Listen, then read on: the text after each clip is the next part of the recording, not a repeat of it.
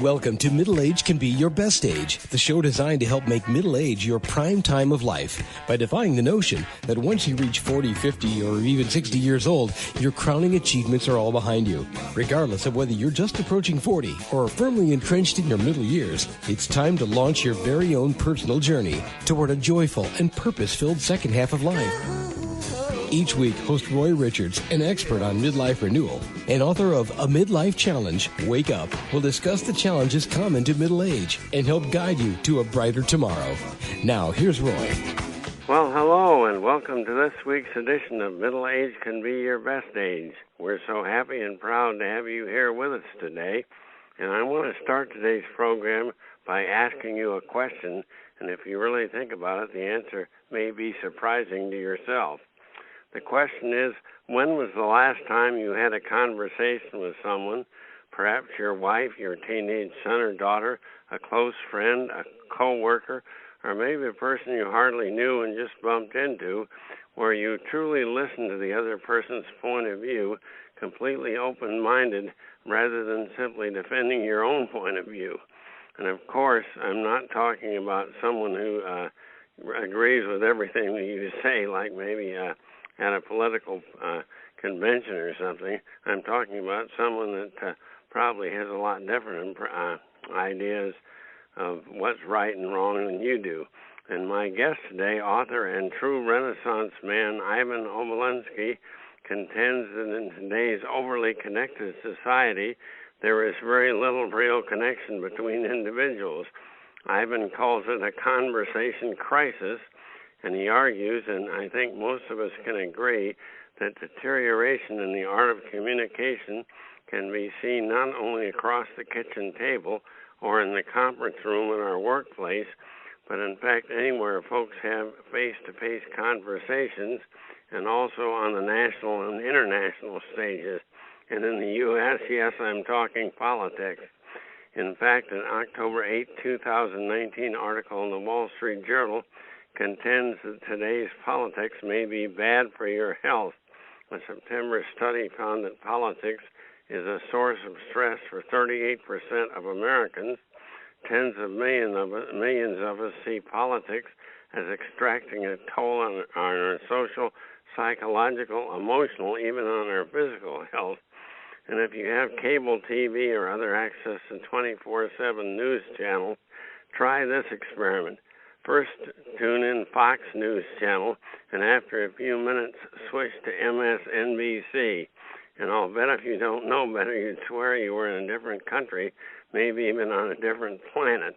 On Fox News, you'll learn that the evil Democrats, seeking at every turn to overcome the 2016 election of the Honorable Donald J. Trump, who has been accomplishing great things for our country, despite Democratic efforts to discredit and impeach him on fallacious charges even before his first day in office, and switch over to MSNBC, and you'll learn of the brave Democratic congresspersons fighting a valiant and wholly justified fight to remove a corrupt, unethical president who considers himself above the law and has committed high crimes and misdemeanors against our country. And in my lifetime, I've never seen partisanship in the U.S. so virulent, really not improving life or well-being for anyone. And in Great Britain, it's all about Brexit, yes or no, and under what terms. In the interim, why can't politicians come together to solve some of our country's and the world's problems? But for now, enough of politics. Ivan Obolensky is here to help each one of us achieve a better connection with folks around us, those we love and admire, and those we interact with routinely or maybe only once. And if we learn to effectively communicate, our daily experience will be so much more peaceful, more joyful, and we might even learn that some of those who have opposing viewpoints have some valid points and make a lot of sense. And before I introduce Ivan Obolensky, here's his background. He's vice president of Dynamic Doingness, Inc., a firm that specializes in Spanish translations that work across the Spanish markets from Mexico to Argentina, and they are a full-service boutique and also offer expert teams for Brazilian Portuguese, French, Canadian, and select European and Asian languages. And clients include Cisco Systems, Konica Minolta, and Toshiba America, Inc. And Ivan shares his expertise through thought-provoking online articles about current affairs, social sciences, and the finance sector. And all of his articles are translated into Spanish. And unlike a lot of us men whose hidden boss is our wife, Ivan's actual boss is his spouse, Mary Jo Smith Obolensky, founder of Dynamic Doing This, Inc. And here's the first for this program. Ivan Obolensky is author of the critically acclaimed self-published 2018 novel, Eye of the Moon, and we've introduced lots of authors, but never a successful novelist. And hello, Ivan, we're indeed honored to have you with us here today. Well, thank you very much. It's a pleasure to be here. Well, why do you think it is that there's so little real connection and understanding between individuals today? What's the causing of all this? I think some of it has to do with the lack of face-to-face. I mean, much of the communication that happens nowadays occurs, without the person seeing the other person, and I think there's an awful lot of that. And there's good reasons for it, and speed and everything like that is all very true. But I also think that you can lie a lot better. You don't have to face someone. It's easier to criticize. I like the way that you said that technology actually reinforces our desire for convenience, speed, and availability over true connection. That's so true also. It is true. And, technology it's convenient. And the problem with convenience is you go along with it, and you go down that slippery slope, and once you sort of hit it, it's hard to put on brakes, and we do have a problem with that. I think also the emails, it's nuanced, and you can't quite read the data of with a person's expression. You can usually tell if somebody's saying a half truth. Sometimes a really good liar will of course get away with anything. Yeah, they're good at poker. It's like they're good at poker, but in most conversations that isn't the case, and your expression is part of the message, so to speak, and I think that's lost. So you definitely, if you want to get a good conversation, it's best to do it face to face. Well, although you attended Boston University, you presently are located in the country of Uruguay. Do you see the conversation crisis and contentious political climate as a unique U.S. phenomenon, or do you observe the same communication fractures in numerous other countries around the globe? And for instance, what's the situation in South America? I know there's plenty of conversation problems in Venezuela. Oh golly, there is. No, it's that is its own thing. In Uruguay, you see a lot less people on phones. I mean, that may have something to do with the sidewalk, because in Montevideo, some of them, if you start looking at your phone, you're going to trip and fall flat on your face sometimes. But there is a lot less of that. In the United States, again, if we look at it historically, about every 80 years, the U.S. and goes through a turmoil. If you flip 80 years back, you get the Civil War. And actually, I mean, as strange as it sounds, during that time, it's actually, we're pretty tame compared to the way it was back then. That may not seem possible, but it's true. I mean, the most hated president probably that ever existed was Abe Lincoln. Yeah, I mean, he was true. Certainly in some parts of the country he was. And he was. And nobody liked him.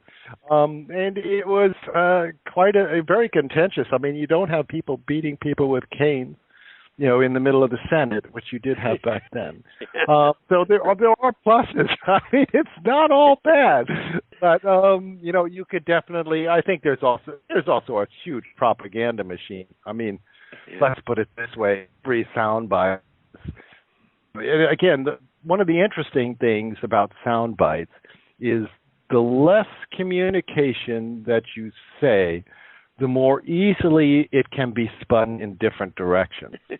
One of the things that, there was, if you look at data, whatever that is, any data is theory-laden. That is that data in and of itself means nothing. It has to have some sort of a context in order to make it make sense. And when you take a tiny little datum like he's bad, well, or something, you can twist that into in an amazing array of different scenarios. And even if a person says, well, he said this is bad, but taken out of context, it could mean anything. Well, do you agree that lack of communication skills begin in our youth? Eating out in restaurants, my wife Gloria and I often observe teenagers, even young children at neighboring tables that are all engrossed in their smartphones, socializing electronically or playing video games, basically ignoring their parents, siblings, and anyone else at the table. Should we parents ban the presence of smartphones, iPads, and other electronic devices at the dinner table or maybe other family time or study time during evenings and weekends? How should we crack down on that? Well, I would think that would be sort of a minimum at the dinner table. I mean, it's hard, but that would be something. When I was growing up, we certainly weren't allowed to receive phone calls during dinner. That would have been something. When these kids sit there staring at these little iPads or iPhones and paying no attention to anyone else around them. Oh, I totally understand. It drives me crazy because you see people out on dates, and you see them, they're looking at their screens, and you just wonder who they're texting. Maybe they're texting each other, but it is really strange. And now, I must admit, that is sort of a tendency to see that in the United States. I do see it down here a little bit, but not as much. And it is about 10 years behind the times, which is a blessing. Possible to be behind the times. Yeah, so that's it's great. And being down here in the South, you can feel it all going on up there up north, and you go, boy, I'm sure glad I'm down here. Well, let's get down to where rubber meets the road. What steps do our listeners need to adopt right now in order to create more meaningful conversations? Can you give us a few ideas on what we can do to have these more meaningful conversations with each other? I think the first thing is you've got to be curious about the other person. The funny thing I've noticed, it sounds strange, but genius and curiosity go hand in hand, and you have to be curious about people. Everyone has a story, and I tell you, if you dig deep, you're going to find some which will just blow your socks clean off. Yeah. And they do it. Everyone has a story, and usually more than one. And so you've got to know that they exist there, and a lot of times they've got a lot of knowledge that you don't have, whether educational or just even if it's just parochial. I mean, they've been there in a long time, and experience matters. In today's age, you want it instantaneous, and again, experience is sort of downplayed because it's not new. But the fact of the matter is, don't think us dinosaurs have any real value in our experience. It seems like they know it all. Absolutely, or they find it out on the internet or something to that effect. And I think, one of the things that ties humanity together are the stories that we have. And if you don't know the stories, you really don't know what is going on in another person's head. And that can, from one point of view, it can take you unawares, but at the other point of view is that it can really expand your own. So that would be the first thing I think you'd have to do, is you'd have to be curious. I think manners are also really important because they tend to grease the wheel, so to speak. If you have good manners, and that means that you are looking out, it's not egocentric in the sense that you're looking after yourself. It's more how you create an interaction that is smooth. And with that, that's another thing which I think is really, really important. And these things, I mean, I think my parents told me the same thing. They probably their parents. It's timeless knowledge. But it is timeless knowledge. I mean, with good manners, you can open all sorts of doors. It's extraordinary. And I don't think you have to enter every time you enter into a conversation like you're going to have to win the argument. You're always thinking ahead, how do I respond and how do I get my point across, because I'm always right. Well, exactly. But if you're doing that, you see, the funny thing is you're not listening. No, that's true. You have to listen. You gotta have the attention on the other person, and that means not trying to form. I used to do this all the time. It was really funny. It was a bad habit.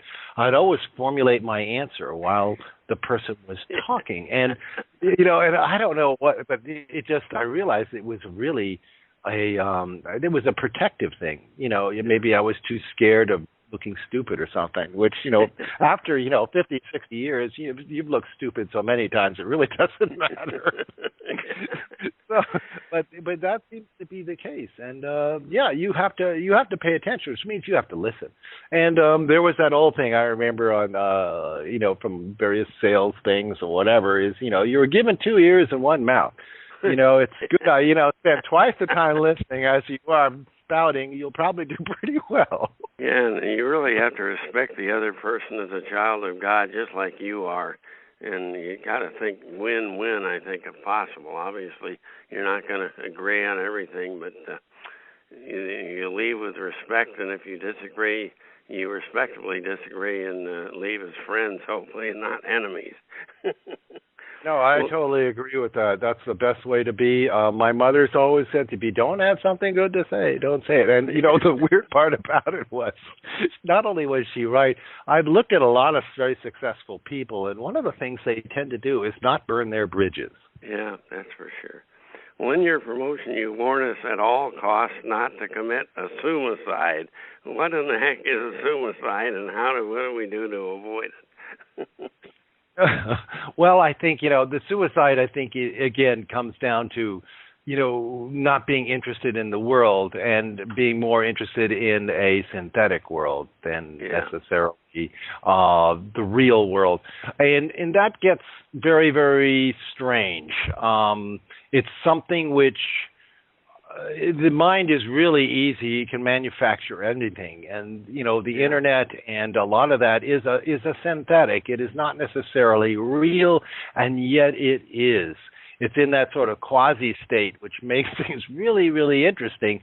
But I think if you disconnect from the world and disconnect from people, ultimately you are isolated, and isolated is the one thing that we have a genetic trait, or actually there was a study done having to do with 2-year-olds and chimps and orangutans, and it turns out, they were trying to figure out, well, who's more intelligent? Well, frankly, the monkeys were more intelligent, but what the kids had, or the human kids had, was a tendency, an inclination to cooperate.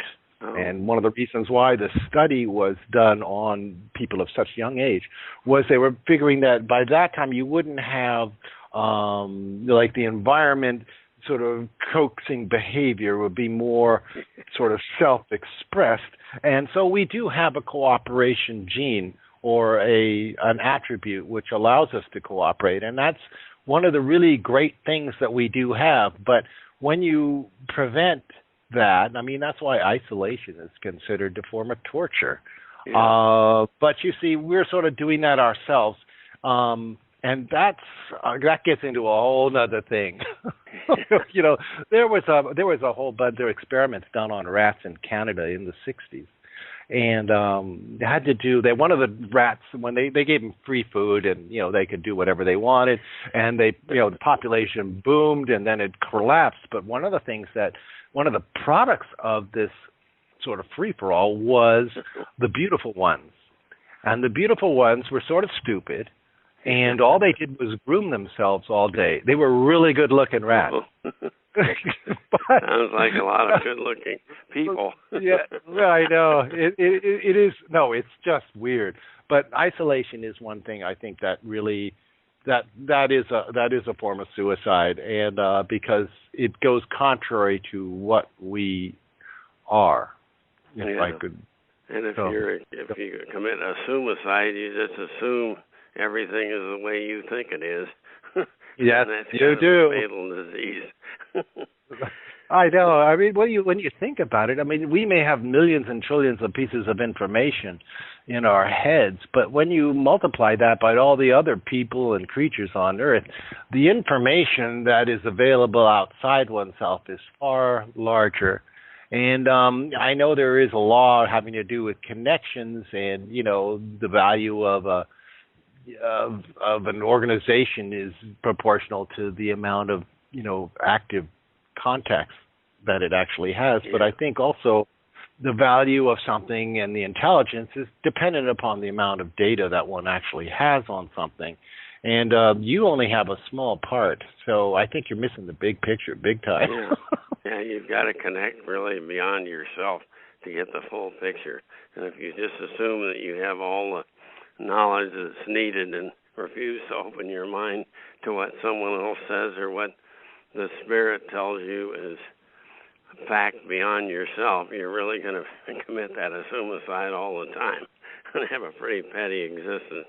Well, let's talk about a totally different subject. Let's talk about your critically acclaimed debut novel, Eye of the Moon. Critics on Amazon describe your book as a gothic mystery of the finest order, a page-turner you will not be able to put down, filled with secret treasures, twists and turns, and the paranormal. Can you please give us a broad overview of the novel's setting and the circumstances? I think it's fascinating. Sure, I can do that. It started with, my father, well, we'll even go back farther. My grandfather, my grandmother had a house built for them up in Rhinebeck, New York by Vincent Astor. And that was and it was nice and it was large. And my grandmother was very much into mysticism and Egyptology, and she died reading the Egyptian Book of the Dead, and that was exciting. I mean, for us, when we were growing up, it was always on a need to know. I mean, our family was sort of like an intelligence service. You didn't need to know it, you didn't know it, and there were all sorts of stories. But you're a kid and you're smart and you listen. And then there was the thing about, there was theoretically a ghost. We had one governess that wouldn't return to that place because we would go there on vacations. Yeah. And that was one thing. And I thought that was always very exciting. It was such a creepy place. It wasn't really creepy. It just had an ambiance that sort of just unsettled you. And then I saw a W magazine article on my grandmother, on Alice Astor, and it said that she may have been murdered.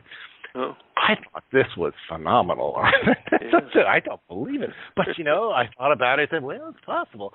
So I came up with so I decided to do a novel about this, and I had a lot of difficulty trying to figure out how to come up with a story. So what I did was I gave myself 5 days in terms of novel time. That is to say, whatever was going to happen had to happen within those 5-day periods. Wow. And then it had to happen at Rhinebeck. And then I did not have a plot. I just I wrote it, which is really strange. It just sort of flowed. I did get into some points where I was freaking out because I had painted myself into such a horrendous corner that I didn't quite know what to do with. I managed to get through that, and I came up with a solution. And that was great because I think authors have to do that. They need to paint themselves into horrific corners, and they can't just go poof, solve it. They have to think out how to do this. And the people in the novel are pretty sharp. So, I had to think a lot about that and what these guys were up to. So it was really exciting, and that's how the novel was put there. The paranormal element of it runs through, but it also has to maintain a sense of plausibility. Yeah. And, a lot of people wanted more of that. So, I'm writing the second. I'm about 13 chapters in. And, that's tending to, and the same characters are there. Yeah. I mean, I just continued. And I just gave it 2 weeks and boom, one more time. Wow. And, our protagonist, Percy, is in even more trouble than he was before. So it's great. Well, on a personal note, I previewed the first couple of chapters on Amazon and was greatly intrigued by characters like Johnny's white bull terrier dog, Robert the Bruce, and the strikingly beautiful heiress, Bernhild von Hoffmannsthal, and the stunning black hair and her electric blue eyes. And I also enjoyed the highly embarrassing dog incident in New York's Central Park, which introduced Johnny Dodge and Brunhilde to each other. That's just a preview of the kind of great scenes that are provided in the book. It sounds like a great read. Where's the best place for listeners to go to preview and purchase your book, Eye of the Moon? I think, Amazon works. Just get on. Otherwise, you can go to my website, which is ivanobolensky.com. But Amazon will definitely get you all the editions that are available. And, it's at $2.99. It isn't exactly, the most expensive novel that ever got written. But it's good. You have a 92% chance of liking it. Based upon the numbers that I've run and, quite a number of different pieces of feedback. That's great. I noticed not only that, you have another website where you have all your articles, and give us that website also. That's the business website that that's at, it's called dynamicdoingness.com. And if you go to that, or, if you put Ivan Obolensky and Dynamic Doingness, it'll come up to the website, and then you click on the articles. The articles are, for the most part, well, they're about a lot of things, but they're pretty well researched. They're interesting. They're, they take a different view and connect many different dots so that you can sort of see the world in a different way, and that's the point of that. That's great. Well, clearly you and I as individuals are harming our relationships, spawning our prejudices, and increasing stress through an inability to communicate sensibly, including genuine listening to what others have to say in the home, on the job, in social relationships, and in the community. And not only that, as my guest Ivan Obolensky points out, the conversation crisis extends to our politicians at all levels and the media personalities who report on them. And Donald, quit using Twitter all the time. Let's go face to face with other folks and get some stuff done. And I would say the same to the Democrats, because we can't change the world overnight, but we certainly can possibly alter our little corner of it. Well, the next time you have a disagreement with someone, take time to really listen without interrupting and relate to them as someone important who has something to say. And your goal, either reach an agreement or part on good terms with a mutual understanding of how and why you disagree, but how you can get together on other subjects and agree and have a great relationship, even though you may not be 100% in sync with everything. And I guarantee over time this will lead to more positive, stress-free, and probably a longer life for you and those around you. And I highly recommend Ivan Obolensky's book. And you can find that on Amazon. What's the name of that book again? Eye of the Moon. Eye of the Moon. Easy to remember. And thank you so much, Ivan, for your wise insight. Best of success in your business and with your novel. Thank you very much, Roy. Well, thanks to our esteemed guest, Ivan Obolensky. He's our first guest ever from South America. And Ivan hits the nail right on the head when he talks about the conversation crisis, our failure to communicate with each other, not just in the U.S., but in countries around the world. And I'd like to close today's program with a brief discussion of a problem that's more likely to confront you as you progress through middle age, and that's age discrimination, hidden or otherwise, if and when you seek a new job or perhaps a higher job in your present organization. And we'll also talk about 3 unique ways to combat it. And my ideas were taken from an October 6, 2019 Job Network article by Eric Tittner in our local Sunday newspaper. And when it comes to interviewing, the unfortunate truth is that the rules of fairness and objectivity don't always apply to all people in all situations. And I might add that the laws against age discrimination sometimes also don't apply. Although we may like to think that HR professionals and hiring personnel stick solely to experience and qualifications when making their decisions, the truth is they're just people and are subject to the same biases as everyone else. Among those biases is making judgment about people based on their age. Ageism is still an issue in all aspects of society, and the professional world is not immune. The bias can go both ways during an interview, depending on who's making the judgment based on a candidate's age. Being older to be a sign of valuable experience and wisdom, the way we wanted, or an indication that you're lacking energy and that your skills are out of date or you're not up on the latest trends, especially technology.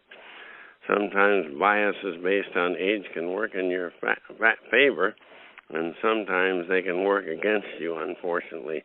But there is an aspect of ageism that you do have under your control. How you respond to it, if and when it rears its head, even subtly, it seems to be there during an interview. If you're concerned that your age may be a potential issue on interviews, considering the following strategies. 1, beat it to the punch. If age is a potential source of concern for you or you think it is for your interviewer, then get out in front of it on interviews. If you're an older candidate, make sure you give off the impression that you're energetic and current. And here's the bottom line. Everything from the outfit you wear to the things you say and how you carry yourself, including how you express your understanding of technology, will be on full display. So every aspect of your interview game should highlight the fact that the stodgy old biases against old age don't apply to you. Strategy number 2, shine a light on it. Sometimes in life, the best way to get through a roadblock is by going straight ahead through it. And if you're worried about ages and during interviews, then be bold and address it overtly during your conversation. Discuss your age and convince interviewers that it's not an issue. If you have tangible on-the-job examples to attest to this, even better. In fact, make turning your age, whatever it is, into a huge favor.